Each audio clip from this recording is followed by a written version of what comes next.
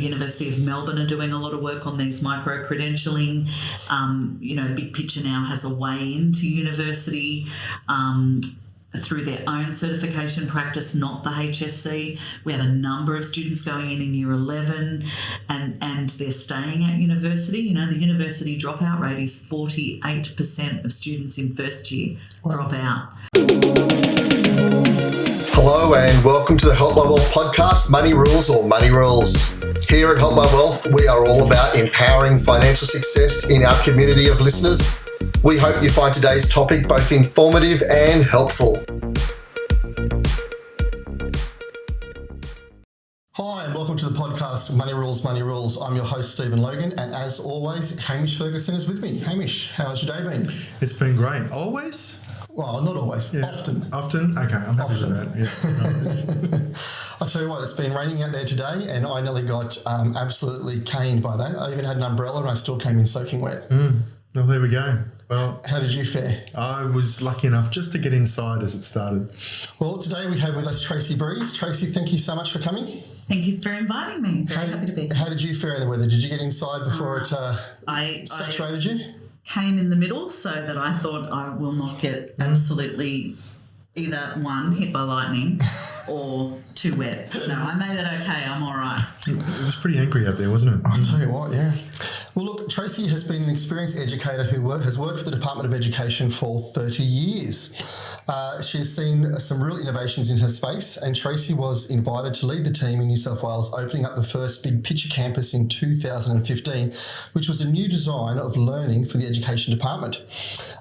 Tracey's mantra around education is, if you can't see it, you can't be it. Is that correct, Tracey? It is indeed. I'll have to get you to explain that to us. So I've been in teaching for a very long time, and I truly believe in coming from a number of areas of social disadvantage that the more we can show children about what's out there, the greater scope they have in setting their standards to a goal that is not just what they see in their local community. I'll give you a small example. Sometimes children do not see things outside of their own suburb. And so when you say, what would you like to be? The two things that they've seen in their lives are social workers, people who work at the chemist, and police and teachers. And I think opening the scope of what you can be, think of all the new jobs just in the last 20 years. Things like this, unless we see it and unless we expose kids to everything that's in our world, they don't really know and understand it. Well, I think that's a pretty good mantra for life, let alone for teaching.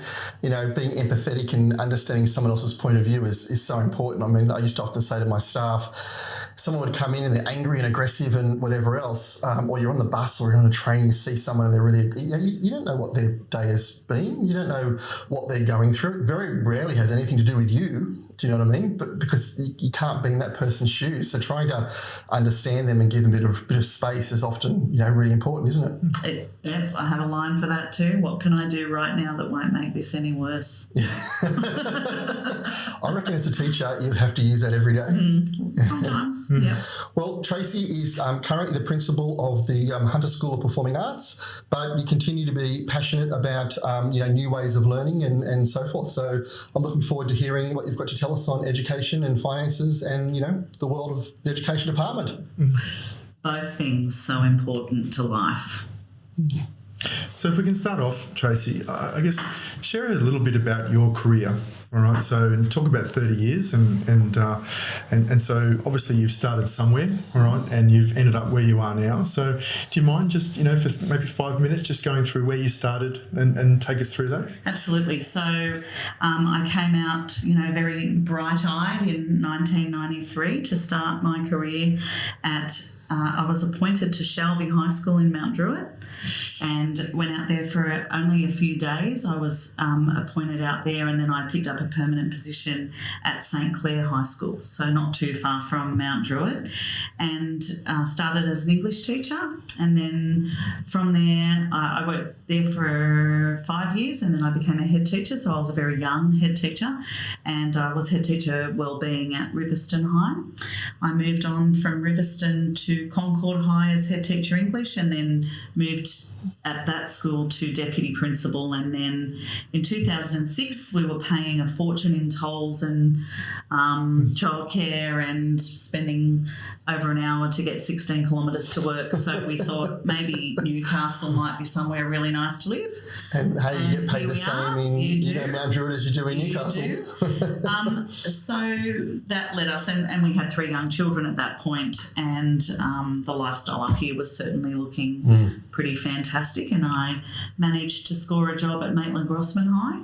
So taught at Maitland Grossman, and then moved to Belmont High. Then I was asked by Robin McCarahan at the time to look at doing basically a field study of what would a big picture school look like and how might we get one in Newcastle. So that started me on that trajectory of learning, and that I still say is one of the highlights of my career in doing that work. Big picture education has certainly grown. So we started the site. I then did that for a few years, getting the site up and ready as the first campus leader.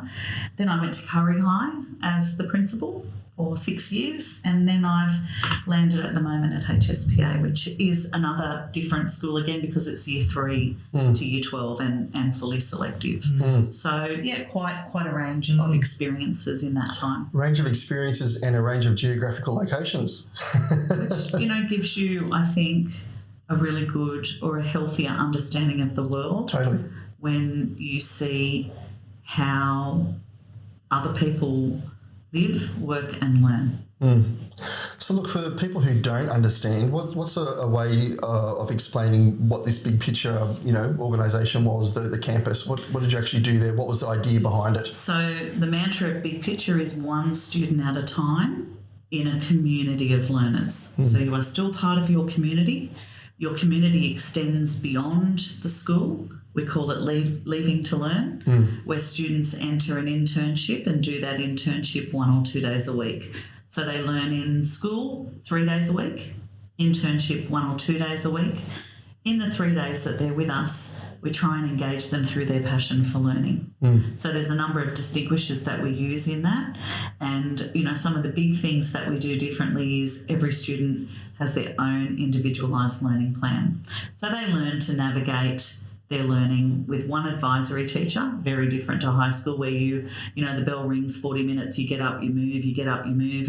Not part of real life anymore to do that and learn that way. So we certainly make the move in big picture to elevate student learning by giving them time to what we call be in the task, not just on task. And so giving them that capacity to navigate their learning and to map out their learning and then to build on the blocks of that learning becomes really significant to basically engaging the kids in what are you really passionate about and how can we help you to underpin your learning through that passion. And we'll talk more about big picture and new designs of learning later, but I wanted to ask you to start off with, from a foundational point of view, through your childhood and growing up, obviously we talk a lot about finances here and money and cash flow and budgeting and how to sort of do that. What was your experiences, within your family, within your culture as you grew up? I looked at that question, I went, wow, I'll have to play this for my parents. So my dad is a train driver. Yep. My mum is a cook. I'm one of 5 children in 7 years. My dad grew up in a 2-bedroom housing commission house with 7 children, and my mum grew up in a fairly normal kind of house in Cabramatta in, the 40s, 50s, 60s. So when I think about finance and what I know now to what I knew as a 15-year-old, my first pay packet was $4.75. I worked at a little surf shop in Marylands, and my parents, they worked, they bought a house. Their first house was $13,000. They're still in that house. Who knew you could buy more houses than one house? Who knew that? Especially when, their yearly income was probably, $3,500, $4,000 a year. So their house was around about 3 years worth of wages. You sort of can't do that these days. You'd have to have a pretty good income to be able to, have a house that's 3 years worth of your wages. And 5 children. Yeah. Right? And so I look back at, we went to McDonald's probably maybe 2 or 3 times a year, and it was $29.95 to feed our family, and that was a fortune. Fortune. So, so very, very limited financial experiences. And I can attest to that because I worked for McDonald's in 1989 for 3 years. That bought a lot of Big Macs. Yes. So, I look at the difference now, and I was actually contemplating, how did I even find out about financial things, as a younger person? Because I bought my first car when I was at uni. I got a loan to do that. But who really teaches you those things? And for me, it was talking to other people outside my family once I had other connections through university, and some really good dads who sat you around the table when you were at your friends for dinner and said, Tracey, you really need to think about these things. And I was like, oh, I've never heard of that before. So, those influences that come. So would you say you're very self-taught in a way then? Yeah, it's more ad hoc, isn't it? It's not like what we've done with our children. Yeah. But if I can touch on that, there's a couple of themes that come to mind. First of all, it's funny, as a bloke, I probably wasn't very aware back then, but, coming out of uni at that time and being a young female, right, the world would have been extremely male dominated still at that point in time. All right. Absolutely. So actually it's nice to hear you had that almost community of people around you that was happy to sit down and say, hey, let's make sure you do the right thing here. But it was probably also a testament to you to sort of go, well, I need to be open to listening, right, and learning rather than being that sort of, almost typical young 20-odd-year-old something that just goes, no, I know everything. I've got my degree. I'm right. I'm educated. All right. So have you got, does that resonate at all? Up the Albert Road at Strathfield with all those beautiful houses, I went, how do I live in one of them? There are people living in there. You can do it. Correct. How do I get there? How do I do that? Yeah. Now, had I have gone back further, I probably wouldn't have taught. But, So there was a bit of a natural desire in there. All right. So, and then if I can just, and I know we're jumping around a little bit, but I'm curious though. First job, Mount Druitt. So, I don't know what Mount Druitt was like back then. All right. So, but I'm guessing if I think about what Mount Druitt is today, it's quite multicultural.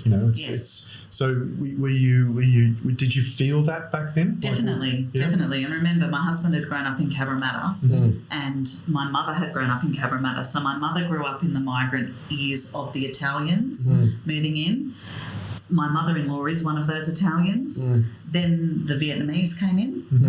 And so then you had that shift. And in the Druitt, you definitely had the shift to the Islanders and a number of Islanders. And now it's changed again, of course. But we had a number of Islander students that were at St Clair High when I was there. So it was certainly, a very big culture. And I mean, you very, very family orientated, lots of singing, lots of... very much the girls stay at home and look after the babies and the children, and so that sort of gendered way of approaching, even from education, the girl would stay home, the boy would have to come to school. So there was, there were lots of those kind of things that we were dealing with at the school level to try and look at equity for our students. And were you, in terms of your siblings, so I'm also thinking, okay, so your parents weren't tertiary qualified.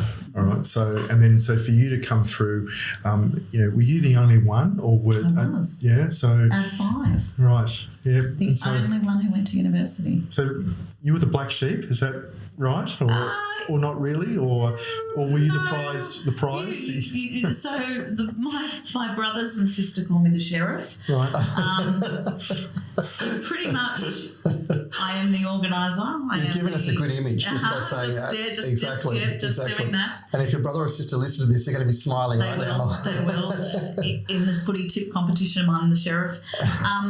So I guess 2 things. My uncle was a very, very big influence on me, and he was a teacher. Mm-hmm. And he had come from similar circumstances, lots of poverty. His mother died quite young. He started actually working in the bank. He worked for the Commonwealth Bank, and then he got a scholarship, and he went on to teach. And he used to sit all of us kids down, and he was the most amazing storyteller, and he would tell us all of these amazing stories. And so therefore I thought, I think I really want to do that, because he's really good at it, and I like that. And I did a schoolwork experience in primary school, but they touch your legs, so no. Ended up secondary, If they can't discuss in-depth things with you, yes, they touch your handbag, all of that, little babies. I love them, but someone else needs to do that job. But in my household, I did the HSC. I still remember my dad saying to me, by the time I finished year 10, you're on your own now. That's pretty much as we can help you with. And that was great. They were extremely proud of me moving into what I did, but they would do anything that I needed to get me there. So I had a maths tutor because I was hopeless at maths. Now I run a $17 million budget, but it's a little bit different. Remember what I said about purposeful learning? That's right, yeah. that's right. There's me, then 3 boys. All the boys have a trade. My brother's a plumber, one's an electrician, and they both work in electrical, the other 2 boys. And then my sister is an executive assistant and went to, office school.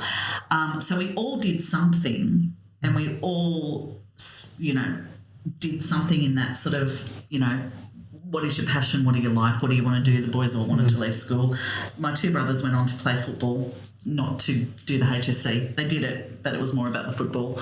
And I can really say that my parents didn't have anyone else to give them any of those insights either. Right. Do you know what I mean? Right. So it's really funny when you sit and look back at it now, though. And you sort of see where were the steps. And looking at that, we've touched on the fact that you are passionate about learning, passionate about new designs of learning or new ways, new concepts of learning. I would assume a lot of teachers, that's their thing, that's their burn. But for you, where do you think that started? Rather than just being someone who says, I'm going to turn in, do my job and go home, where did it change from you from being, I actually want to think about, are there better ways of doing this? Are there new ways of doing this? Are there alternative ways of doing this? Because, we've talked before about the fact that everyone's individual, and, for some people, the standard school stream is perfect. They sit there, they're in it, they're in the groove, it's right for them. And then for others, it's not, So for you, where do you think that originally came from? So that's a really interesting question, because when I was deputy principal at Concord High School, I reckon I would have suspended 2 or 3 kids in that year that I was deputy there. And that was big. It was like, who gets suspended? Kids didn't, when you guys were at school, kids didn't get suspended very often. It was a big deal. Well, now we're up to, 350 suspensions a year in a regular high school. And we've had to come up with 2 or 3 different types of suspensions to actually, make sure we don't go too quick on it, haven't we? Right. So where do we take a step back and go, how purposeful is the learning that we do today to the work that we are sending those students into. Because school was designed to put kids on a trajectory that was age-based, jump on the conveyor belt, and off you go. Well, if I look back, for myself, I was, I was the first person in my family to go to university, but even in my extended family, I think there was one or two others in cousins, but that was all. And so for my parents, it was very much you go to school, you do well, you go to university, you're going to get a university qualified job, and then you are set for life. And for them, that was what they thought, because that's what they'd been taught and told, whereas that's changed drastically now, hasn't it? My dad started in driving trains when he was 15 years old and finished when he was 72. Yep, still driving trains. Same job, same employer. Yep. Went from steam trains to urbans, and then, did some work as one of the union reps, and then ended up, at Everleigh, Redfern there, doing all the shunting of trains and stuff. And Dad said that is what you did. You went into a job and you stayed there. But even from a dollar cost per hour, the whole idea used to be if you go to university and get a degree and get a job from that, you're going to earn, a much higher income than someone, say, who's doing a trade. Whereas that's changed a lot now, wherever you are, it really is quite individual to who the person is now, My brother runs a company of high voltage electrical faulting and earns 3 times as much as me. Yeah. And he didn't go to uni. And he did not go to uni. And that is why I continue to say, you don't have to go to uni straight from school. Yeah. There's a lot of work being done in that micro-credentialing space on just-in-time learning. That you go to uni when the work is purposeful. You said before about how did I continue to find that thirst for learning. I've just come back from a scholarship that I won to Harvard University to continue my learning. So I was one of 2 people in Australia that won that scholarship. I won it 3 years ago. Of course, COVID intervened. Yeah. But my thing is, learning never stops. It doesn't matter how old you are. Look at take my mother, who can now use an Apple computer. How exciting. She puts together all these amazing photo books that we all endure. I think learning is something we need to continue to teach our children. Doesn't stop when you do the HSC. Yeah. Doesn't stop when you do your university degree, or your first university degree, or your second university degree, or just learning for the sake of learning. And I think one of the things we always try and get across to people is that learning in different areas doesn't stop either. So, for instance, you go to university or you go to school or you go to TAFE, you learn a specific subject, a very narrow field, there's a lot more to learn out there than just that area. And one of the things we often come back to is that a lot of people say to us, and clients we've had, is that a lot of their basic foundations of financial education around doing their own personal budget, around saving, around investing, that's something that's not really touched on, for the average school child. That's something they actually have to extend themselves afterwards to actually go through and go, okay, how do I do this? Because a lot of that's done by practically doing it. Do you know what I mean? And you can sit in a class. If you've got a good teacher, sometimes teachers will do that with you, even Yes. though it's not on the curriculum. A kid will say, I've just started my first job, yada, yada, yada, what do I do with my money? Yeah.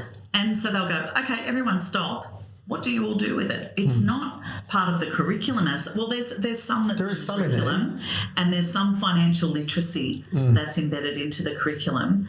But wouldn't it be great if it was actually a standalone subject? Totally. And I think it needs to be done as their child's getting older, they start getting a job, it starts becoming practically real for them. Because if you learn about it when you don't have money, it's not, like you said, it's not purposeful. So it's that thing that as it becomes purposeful, then it becomes relevant, and then it becomes something that actually I need to know about this, to be able to move forward.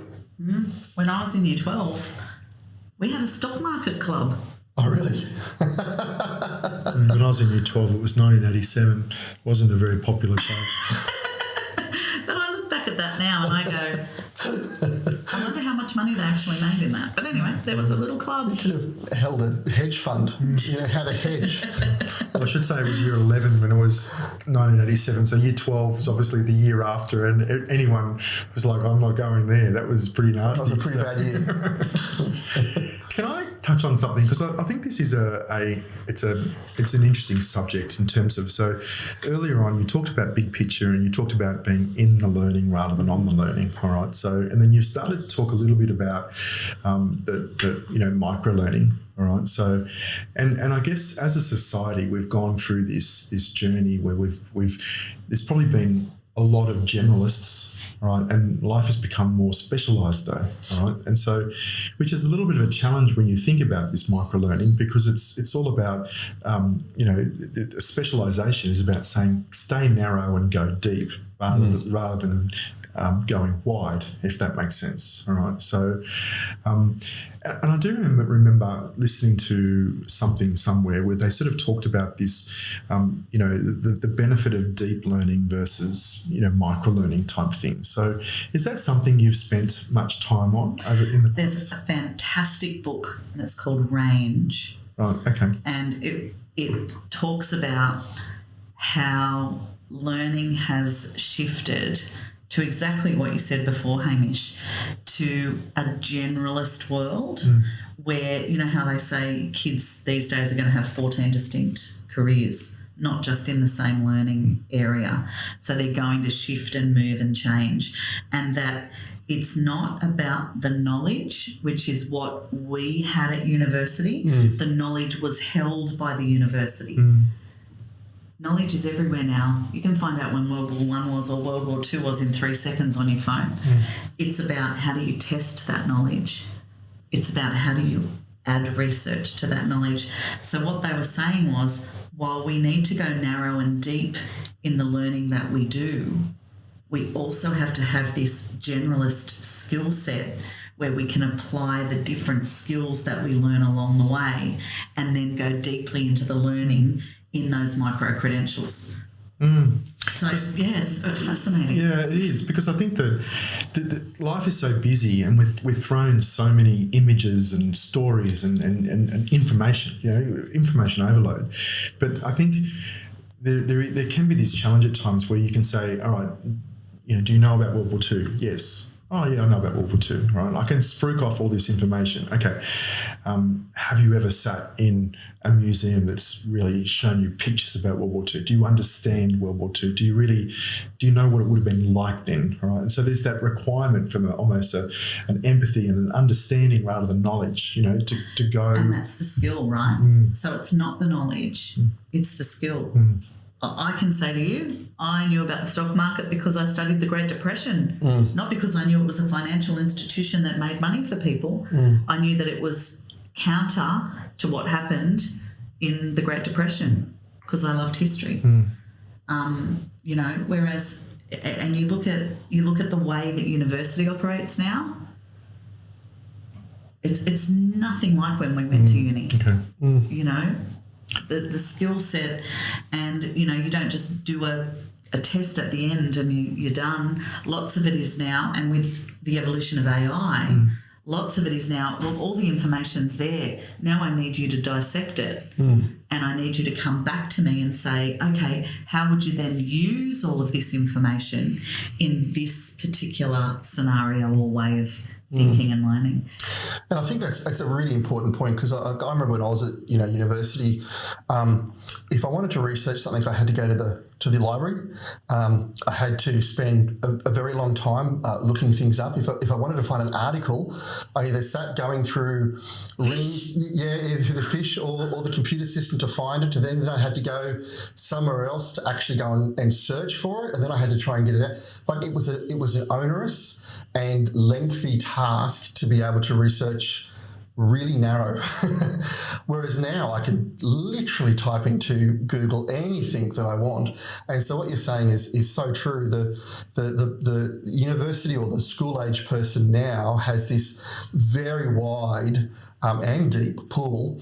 And so for them, it's actually about how do I disseminate what's important, what's real, what's validated, what's not fake. When I was at university, there was no such thing as really a fake article, because there was only so many things it had to be a journal that was actually published. Whereas now I could start my own journal online and start calling it, Stephen's Education System. Yes. So it is a very different world. And I think, as you're saying with AI, even more so now, all this talk around, are kids allowed to use, ChatGPT or other AI type assisted things in their learning and in their essays. And it's almost a bit like, the horse has bolted, the gate is open, it's happened. There's no getting that horse back in. And we've got to use it for good and not for evil, right? That's right. So how do we ensure for our kids that they understand the limitations, but they also understand those benefits by using ChatGPT to help them, because it pulls from so many different areas to which gather may be true the or not true. information. And the skill they have to have is, what are the actual prompts I'm putting into that? Yes. Because the better I make those prompts, the more narrow the focus will be and the better information I'll get out of that. Because let's face it, when they leave university, they're going to be allowed to use that technology, and they need to know how to do it effectively and to be able to produce real results rather than wishy-washy, half-fake results or fallacies. True. So I've got a line of thought. Can I go for it. In? Yeah. Yeah. So is this a segue, or is this just a whole new direction? No, it's not. It's moving just this conversation along. Because one of the things we really wanted to do today is just to really help anyone listening to be able to go, okay, so I've got kids. What does this mean for me? What should I be thinking about? Right. So my first question or thing I'd like you to sort of delve into, Tracey, is just this whole concept, coming back to big picture. All right. So if we think about it in Australia, all right, and correct me if I'm wrong, but the Department of Education of New South Wales is the largest body of educators in Australia. 2,200 schools. Yep. All right. So, and we know that there's all these stats thrown out about the how we compare to other countries and things like that. So, obviously, big picture is one of these ideas or concepts that have come out of research and thoughts about the changing space of schooling. All right, and this whole and so I guess what I wanted to start with is, so question number one is, so do you have some knowledge or thoughts about where this idea of big picture came from? So the why go and change the system? Because I was there in the first year. I was this experimental parent that went, I love this idea, all right, and it was, we went on this journey together about experimenting with this. So so am I making sense with the question, or what am I? Yep. So it certainly started in Long Island in America with two amazing educators who are still part of the work today. So Elliot Washer is one of those innovators who basically thought the same thing as we all are thinking at this point, but many years ago. It's just not fitting, and it's not preparing kids for the world beyond school. That the structures, and do you know what? It's so difficult to alter the structure of something that is so indoctrinated because everybody has an opinion because everybody went to school. Well, the problem is you change the principal, for example, but unless you're going to change every teacher in there that's been used to doing it for a long time, it would be incredibly hard. It's a big ship. It's a big ship to steer. Operation, and even when you say to people, and they agree, we go, when in your regular work do you change activities every 40 minutes? And absolutely change. Change discipline, Yep. change the way that you're working, Change location. move to a totally different room, Yep. sit with totally New different staff. people, have to learn the teacher in front of you, because you learn teachers, right? You don't just learn a subject, you have to learn, what does Mr. Ferguson want me to do right now in this maths class? Okay, now I'm going to go and cook muffins, then I'm going to go and do the beep test and run around, then I'm going to come back and I'm going to sit and do Shakespeare. I mean, it's funny, like I tell my staff, don't get distracted, stay on the job, finish it, because you lose so much In the productivity. task. Yeah, by trying to switch your brain around all the time. Sorry, keep going, yes. True, but it's true. You know, I look at, me today, I'm learning formulas in spreadsheets. Who would have thought? A skill that I need for a particular thing that I'm doing at the moment. So I need time in the task, not to be interrupted. Yep. And jumping Mind every you, 40 minutes. They did a study on principals, and principals are interrupted between 50 and 70 times a day with, Tracey, have you got a minute? It's amazing how many people think because you're at a computer, you're actually not doing anything. I see you need to say, I'm sorry, all my minutes were taken up half an hour ago. They're all done. All done. They're all done. But the interesting thing of that is that it is so indoctrinated across the world that to create shifts, we've got bubbles of shifts. So Big Picture is one of those bubbles. Green School in Bali is another one of those bubbles. Another one is called Brightworks, which is in San Francisco, which uses arcs of learning. It's, oh my God, amazing, but $40,000 to go there. But there's, and truly, Maria Montessori was well before her time. I think we have a lot to learn from Montessori, and we have a lot to learn from Steiner, because they both were representations of developing the whole child. Yep. And I think we lose a little bit of that. 1 in 5 children now have a disability that we need to look at in learning. Second thing is, well-being is such a big issue. Teachers are not trained as wellbeing instructors in any kind.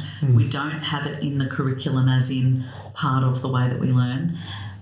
And therefore, we've got a system which is still very much driven by the outcome of a result, which is a number. And we're the only country in the world that rank our students. So the ATAR is a rank of how many other kids in the state you beat. Yeah. So if you get 90, it means you beat 90% of the state. So the further you go down that list, how great is it? So, they're interesting, And look, interesting factors about where did it come from, that design. It came from not having kids, the only person they're in competition with is themselves. And one of the things I do love about the Steiner system is you have that same teacher from year 1 until year 9, year 10, really. And what that facilitates is that you can't pass on the child to the next teacher, because if your child's struggling at 8 years old, you're going to have them when they're 9. If they're struggling when they're 10, you're going to have them when they're 11. And so it actually creates a thing where the teacher goes, I need to really work with this child who's struggling, help them to learn and actually work with the parents and actually, get some change happening, because it's not like, oh, good, they're on to year 8 now, I don't need to worry about that, At Curry High, I did that. We're driven by results, where schools are, and NAPLAN results are really important to the department, seeing growth in students and ensuring that every child grows every year that they're at school and that we get improvement. And so at Curry, you had students from year 7 to year 9. So you were working with those students for those results. So, and that was a different way of thinking. Yeah. So do you think, like you're saying, there's all these little buds, there's all these little explosions around the world of different ways of learning. Can you see that that's going to become more mainstream as we head towards the future? What's your vision of the future in regards to education? I mean, you've been in the education department a long time, you're a principal, you've been a principal of different types of schools, being a specialist school now or a normal state school or Big Picture. I don't think there'd be too many people that have been principals of that many different genres, if we can say, of schooling. Do you think that we're going to head more and more towards that, or not? I do. I think eventually there will be. I think it'll come from parents. Yep. Because I think we're ready. Yeah. COVID put a big dent in innovation in terms of on the ground work.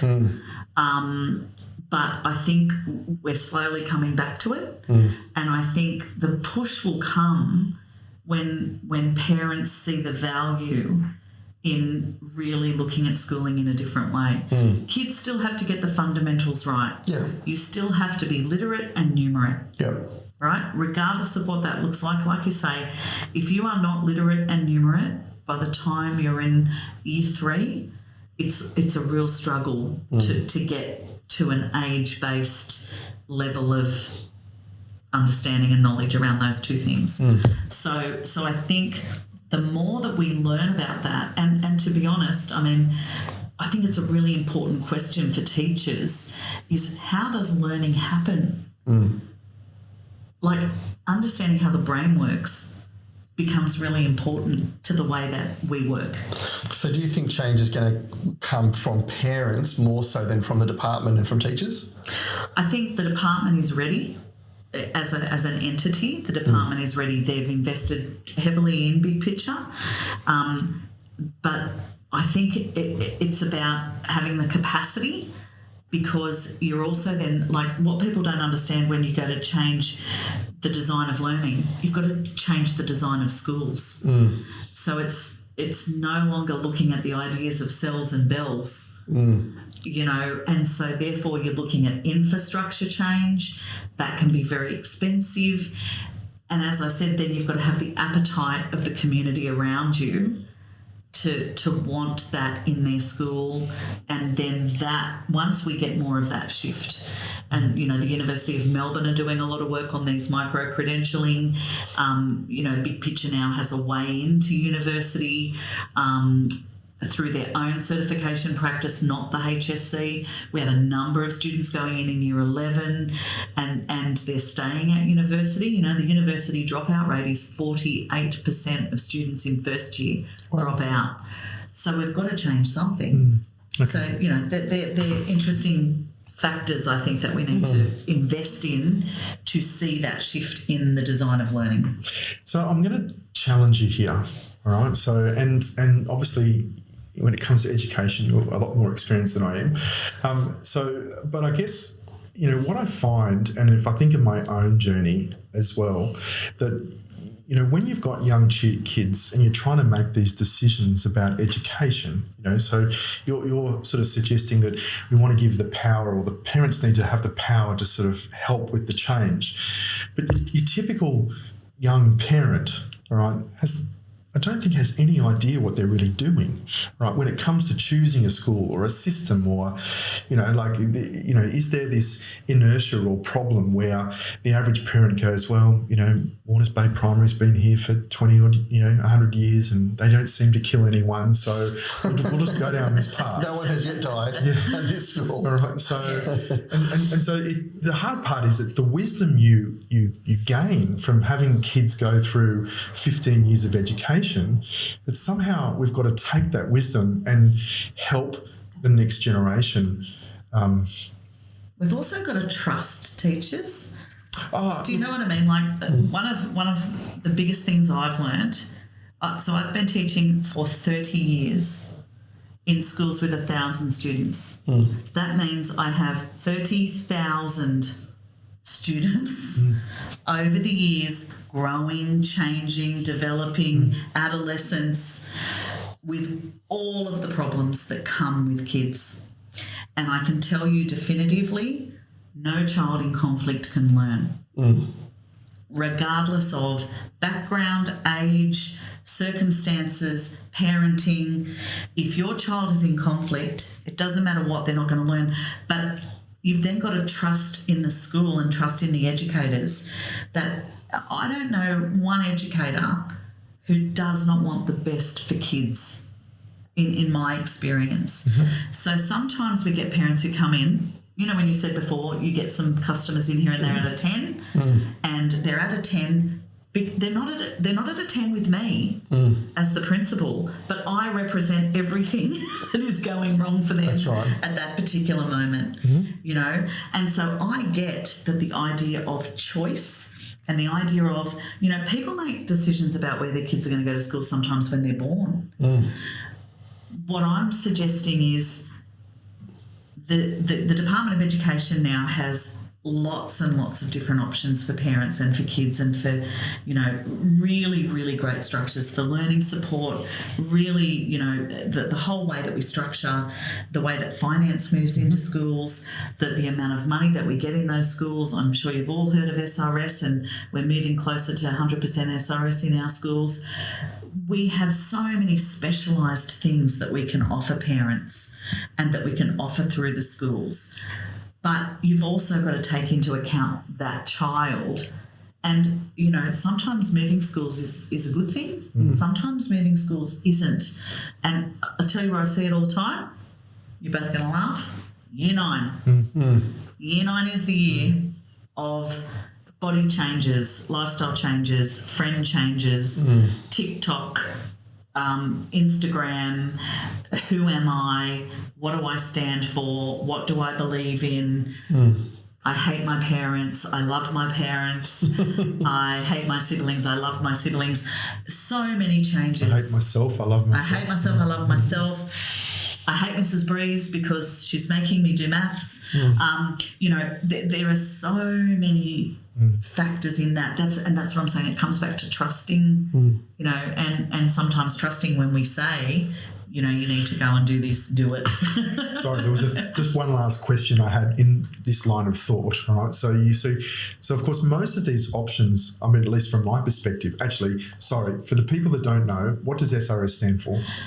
Student Resource Scheme. Basically, so it's basically the money, how the funding comes how the funding comes into the school. Okay, no problems. And it comes federally. So the federal money comes into the state, and then the state puts some money in as well. So that's how there's that twofold thing of what happens with money in schools. So how do you know? So typically, you know, my understanding of the way the system works is if I live in a particular suburb, I get allocated to that school, and at the moment there's not a lot of really choice around that, and I think the schools are pretty keen to sort of keep that choice at a minimum for a whole range of reasons. All right, so but then obviously as you start reaching high school, you do have these different options. All right, so selective, which where you are now is basically a selective school, isn't it? But it's not really selective on your core subjects. It's more selective around your electives and, you know, the arts and things like that, isn't it? All right. Yeah. So how does that choice, like in terms of what are the teachers thinking about in that, say, year 6 when kids are going through, and what sort of conversations, like if you were speaking to the parents out there, what sort of things would you be asking them to either embrace or think about or ask questions about to help work out where their child needs to go next? One of the things is breaking down the mythology, I think, too, because when I talk to some parents, they listen to myths about different schools and different structures, and they tell you these things. And I mean, we still have kids who come in year 6 and go, is my head going to get flushed down the toilet? Now, when is the last time you heard someone actually getting their head flushed down the toilet? Go into a toilet, have a look at your toilet at home. Does your head fit in there?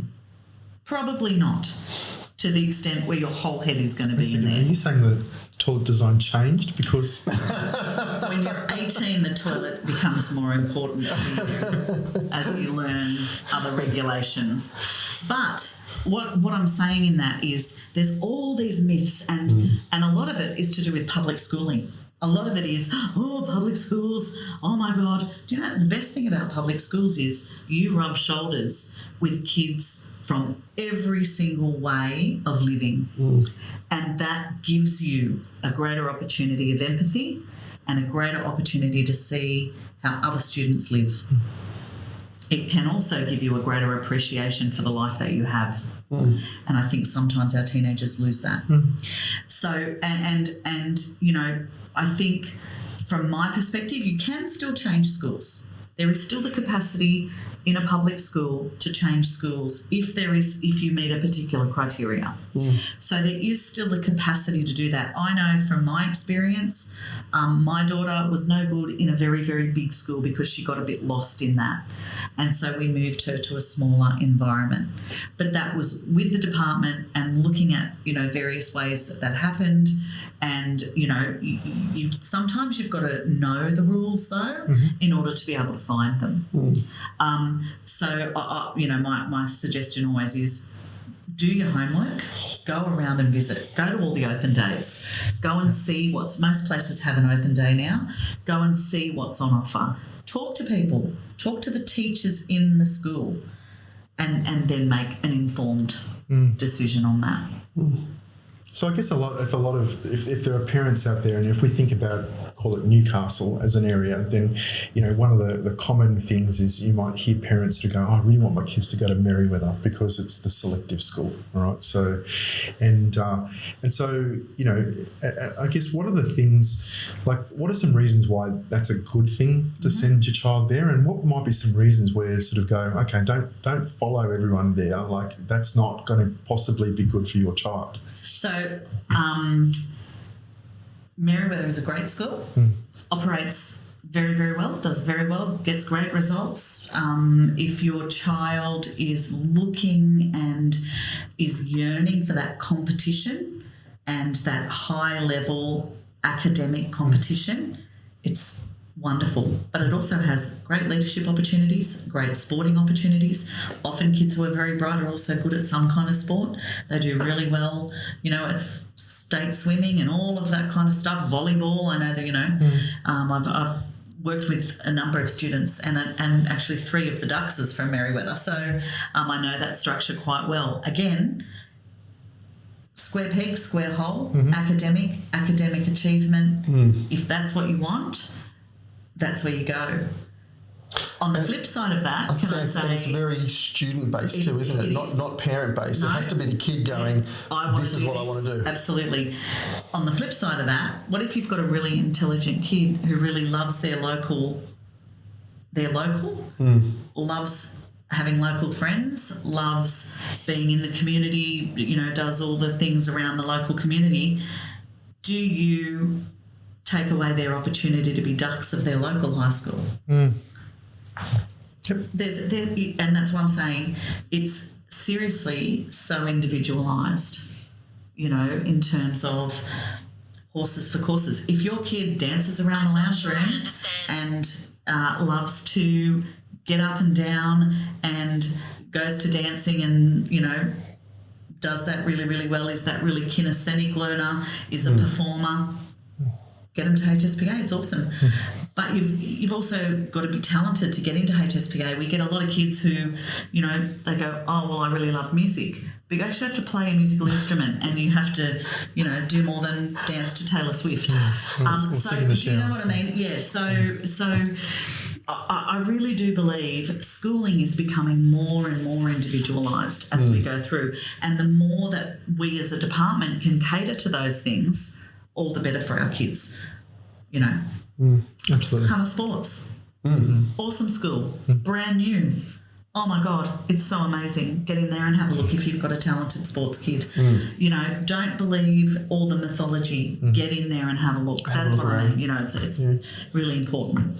So, you touched on a little while ago about that, when you first started your career as a principal, that you might, have a suspension 2 or 3 or 4 a year, whereas now that's dramatically changed. What do you think the answer is for that? Is it just about the way of learning? Is it what needs to sort of change, and not just with the education department, but in society? It's easy to say, it's the education department's fault. No, but that's not true. It's not. You know what I mean? It's about society, it's about parents, it's about kids, and it's about the education department. It's all of those things coming together. But, what do you think in your experience is the answer to that? Sometimes I think that the way things are spoken about at home needs to change in terms of you have to trust that I am 52 years old And when I ring you and say that your kid is playing up, it's because they are. And if you argue with me over the phone about that and your kid's in the background, what message is that sending about having responsibility for yourself? And if you do that then, what are you going to do when they go to work? Because you can't ring up and say, my kid's sick. You can't ring up and say, you can't sack my kid because they didn't turn up on time 4 days in a row.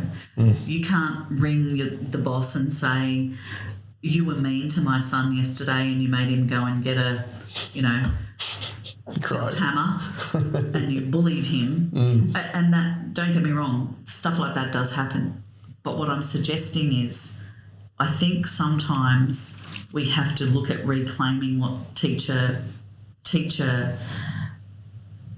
teacher does in a classroom, and what the teacher is there to do is teach your child, and your child has to engage with that. And I think coming back to your thing about, well, what has to change, it's got to be about engagement. And Elliot Washer, who I told you about last week, writes this, it's called TGIF. You'll remember we had TGIF at Cookshill, and, thank goodness it's Friday. And he wrote one, there's about the global issue of attendance. So at the moment, attendance rates have dropped globally, and we did a discussion about that in Harvard, and it was really interesting. 189 leaders from around the world all experience a similar problem. And one of the things that Elliot says to turn things on its head, well, then what is attendance? And you don't have to be in the building to attend to your learning. And school traditionally is in the building. So where do we take the learning outside of the building? Where do we look at that engagement being more than just inside school? And how do we start to shift our way of thinking so that parents look at schooling being everything that their kid's doing and immersed in? Where do we rate our kids when they get their bronze medallion at surf lifesaving? Well, that's learning. Where do we celebrate their grade 8 in piano? Well, that's learning. So I think we have to start to look at learning a little bit more holistically, and not school just being school and the building we send them 2 to 6 hours and the moat goes down, and then we put them all on the bus and the moat goes up. I think that fundamental design of schooling has to shift at home and at school. And I think, if I'm hearing you correctly, it's I think for many years, and I think that the department's part of this is that they were responsible for learning. For the last 100 years or whatever, it's always been the government's responsibility to learn. So parents could go, right, off you go on the bus. That's not my responsibility. I don't, it's the teacher's responsibility. And if you fail, well, it's not my fault. It's the teacher's fault. Whereas what's changing a lot more now is that parents are actually having to take more of that responsibility on and go, where are my kids at? What's happening with it? Because I think it's getting harder to learn. Like we talked about, it's so broad now, and it's so many subjects, and it's so much area that you've got to be aware of, and with society, that it's not as simple as it used to be before. We're actually saturated in learning. Yeah. I think this is really important, and it's interesting. I've heard this a couple of other times. So it's not just education. So when COVID happened, there was a particular gym equipment supplier that actually turned around and said, well, wait a second, all we've ever done is measure fitness when people walk in the door of the gym. So, we've all got these devices now these days that can, so what would it look like if the device I've got on my wrist actually connected to the same system as the gym? So the gym can actually go, well done, Tracey, you did your 10,000 steps today, all right, but you didn't come to the gym. All right, so the measurement of it is so important, isn't it? It's that saying, what we spend time on, or what we water grows, and what we don't doesn't. All right, so it is really fascinating, and I think one of the other things that I'd probably just like to, I guess, support or comment on is something I'm quite often saying to people is, if we can just get up every morning and believe, before we start challenging anyone, that the person I'm talking to is a good person trying to do the right thing. Whereas I think this sense of, you know, are you my friend or are you my foe? All right, and everybody's my foe. All right, that's out there, and that's draining when you have that philosophy, isn't it? It's got to be. It's not only draining. It's actually, when you think of the adrenaline that you need to live life like that you are constantly in fight or flight. Like, that's tough. And some people are doing it really tough at the moment. You know, the life is tough. But this saturation that we have of what does a good life look like is also very damaging, you know. Sort of comes back to that measurement again, and even, you know, that sense of, you know, okay, when I ring you, all right, which you were saying before, you know, this is what you've done for 30 years. Yeah, I'm not ringing you to make things worse. No, nobody wants conflict, you know. So, but there is this, you know, what I've also. I just have this image of you sitting down today with a tally and going, right, who can I pick a fight? Yes. I've called 10 parents and caused 10 conflicts with parents, right, on to teachers now. All right. And then somebody turns around and measures and says, Tracey, you're not good enough. You've got to call those 10 parents that caused 3 divorces. Sasha, you've got to call Hamish again. Yes, Sasha. That's who I was trying to remember who Carl's teacher was. Yes. But I think there's this, you know, we've grown out of this society where we had these pillars of, call it truth. You know, to me, once upon a time, like, teachers were a pillar of truth. The police were a pillar of truth. You know, we probably shouldn't go there, but clergy were a pillar of truth, you know. So, and one by one, it's like we've just turned around and said that pillar of truth no longer stands, all right? I know better. Oh, right, okay. What experience have you got? Oh, I read a book. Yeah. I went to school. Yes, that's right. I go to dinner parties now. People go, what do you do? I go, I'm an accountant. Please don't ask me anything about school tonight. I had a friend who was the one subject, maths. I told you I'm really good at it now. Yeah. I had a friend who was a police officer when he was quite young, and he used to find that very frustrating, because you can imagine every time you go to a party or go anywhere, as soon as you say you're a policeman, you know, one or two things happen. You get 10 stories about, I received this ticket, or you start getting advice like, hey, can I do this or can I do that? And so in the end, he started saying he was a mechanic, but he realised that other mechanics would look at him and go, you are the worst mechanic in the world, because they'd only have to have a short conversation and realise he didn't know what he was talking about. So he ended up telling people that he was a marine biologist and he specialised in octopi. And he went, that's it, no one will ever be able to, and it worked. It was amazing watching him at a party. That's awesome. Yeah, he had a whole spiel ready to go so that no one cornered him. I love it. I love it. So look, Tracey, you know, we've got lots of young people that listen to this program. Yep. Some of those will definitely be, you know, going either into teaching or wanting to go into teaching.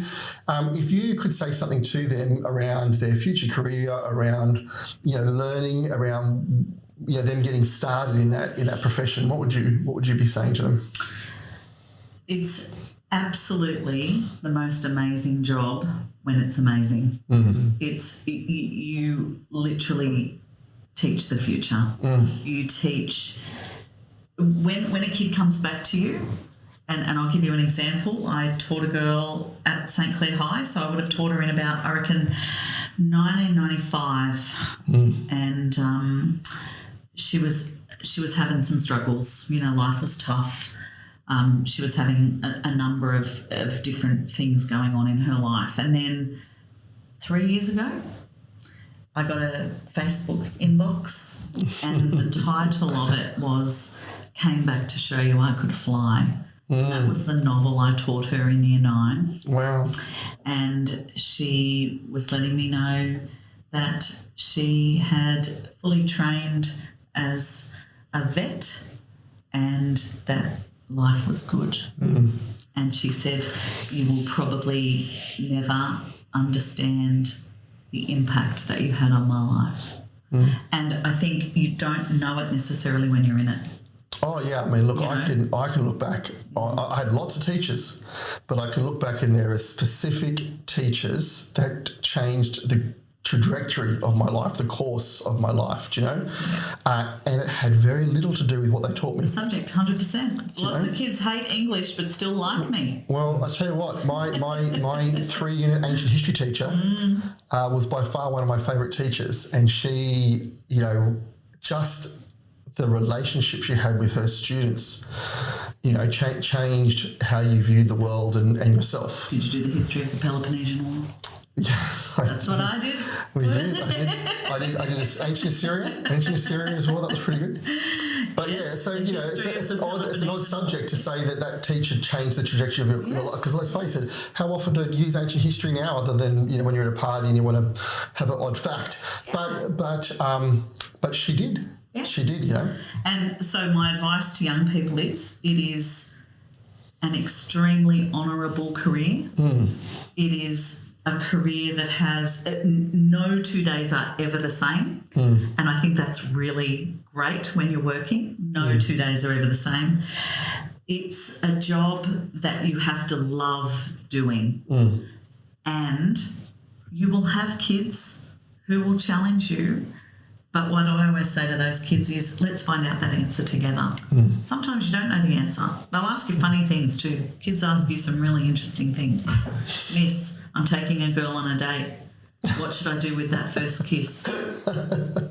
Serious question I have been asked by a child. In front of the whole class? Is the answer Can I talk to you after class, miss? I'm like, see, whose job is that? That's right. Whose job is that? You know, what's the right answer? Is it don't what wipe is your the right mouth? answer? Or? I have no idea what the right. I didn't even know what to say. But these are some of the things that kids bring to you, and I think it is certainly a vocational job. It's not a job that you do just because you think, I'm going to get 12 weeks holiday. You don't get 12 weeks holiday, people. You don't. You get a little bit of holiday, but then you've got to work in the middle of that as well. But it is a great job. So, look, talking about that, you know, what would you go back, if you could go back to your 18-year-old self, what would you tell that person who is, I would assume at 18, you're probably just finishing year 12, you're getting ready to go to university, you're deciding, I'm going to be a teacher. What advice would you give her? Slow down.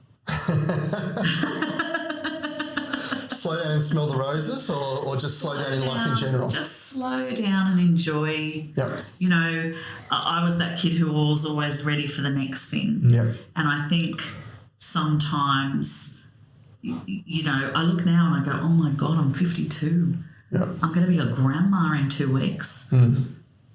Just enjoy some of that. And I think with kids, you know, for those young mums and dads out there, don't worry so much about getting them into everything.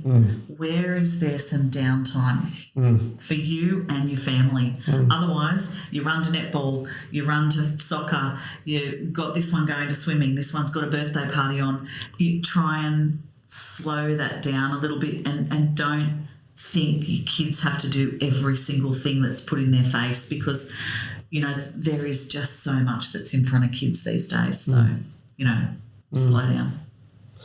And look, we always ask everyone that comes on our show, if you were to write a book, what would the title be? What would it be on? I think if I wrote a book, it would probably be something on an ancient place with flashbacks to that ancient place, and then the people who live there now. And how it's changed over time. I went to Pompeii. That was awesome. Talking about ancient history and walking the streets of Rome and thinking about how did women live then. And so it would be something on that. Maybe the Vestal Virgins lighting up the night. I saw there was a TV show. It had a short run, but there was a TV show that actually got a family too. It was on the ABC, I believe, and they went back to the 1920s and then did like the 1940s and then the 1960s, 1980s. And one of the most significant things that was so interesting was this poor mum, you know, who had to be a 1920s housewife, where she had to spend her whole day cooking and cleaning because there was no devices and no refrigerator and and then there's also the boredom of it. And this was a high flying executive woman in real life, and then the father coming home and having to sit away from the family for dinner, and he was quite frustrated. He wanted to be with his, and then as they went through the generations and saw that change, it was great. So it is really good to see that, isn't it? It's quite fascinating. So do you have a geographical area in mind? I think Rome would be fascinating to do because it's still a wonderful city, and the more that the archaeologists work below the surface of what's there, I mean, you still have the same cobblestone roads from the Romans. Look at that engineering, and you just go, that's really amazing. You do wonder if our roads will last 1,000 years. No way. 2,000 years. Well, look, Tracey, thank you so much for coming on our show. We really appreciate it. Thank you for coming. Thank you for having me. No problems. So, Help My Wealth are all about empowering your financial journey. And today we've talked to Tracey Breeze. I hope that has been helpful for you. I know I enjoyed it. Hamish, did you enjoy the conversation? Absolutely, yeah. So, guys, we'll see you again next time. And thank you and bye for now. Thank you.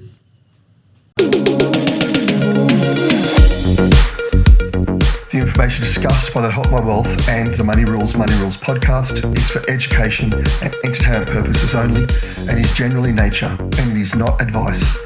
It is not intended as a substitute for professional finance, legal or tax advice. It is aimed to provide a general understanding of each topic and should not be relied upon to make an investment or financial decision.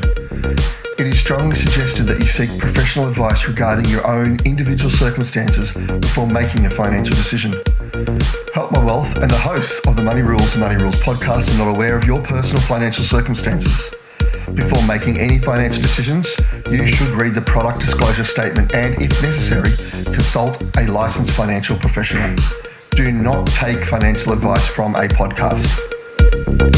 In the spirit of reconciliation, Help My Wealth and the Money Rules podcasts acknowledge the traditional custodians of country throughout Australia and their connections to land, sea and community. We pay our respects to past, present and emerging elders. We extend that respect to all Aboriginal and Torres Strait Islander people today.